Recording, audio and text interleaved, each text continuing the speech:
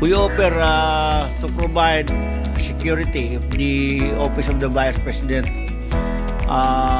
needs it.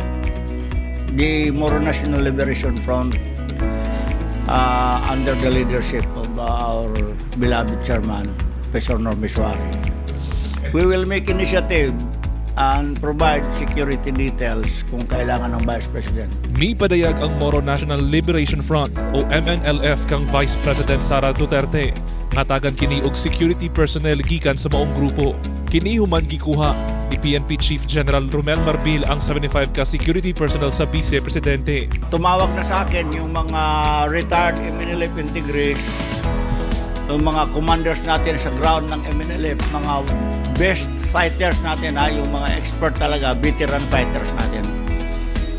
They call me, they are just waiting for the order, and then we will file the necessary protocols kung paano namin sila ayusin legally.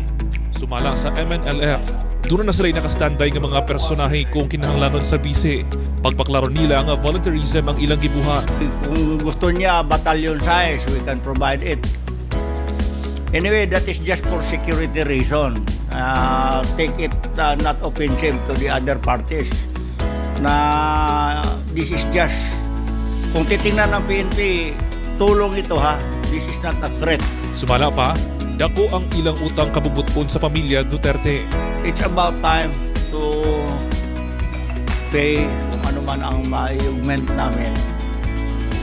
This is not a threat, and this is for the good and the best interest for our country. Samtang, bisaad sa security personnel ang 11 ka tribal group sa Davao City kang Vice President Sara. Mukabat sa 220 ka volunteers ang mipresentar sa ilang kaugalingon. Sumala pa, una kini nga namugna Disyembre sa milabing bulan. Isip suporta kang kanhi Pangulong Rodrigo Duterte. Dihang mikuyanap ang impormasyon kalabot sa pag-aresto kaniya. Naatay mga taong willing mag-volunteer nga walay bayad.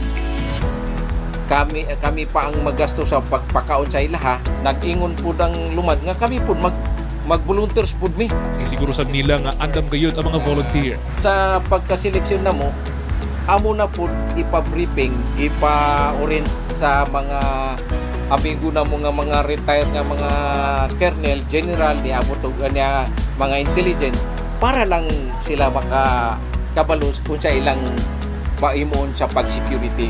Ginaulat pa sa MNLF o Deputy Mayor sa mga tribo ang tubag ni VP Sara kalabot ni ini.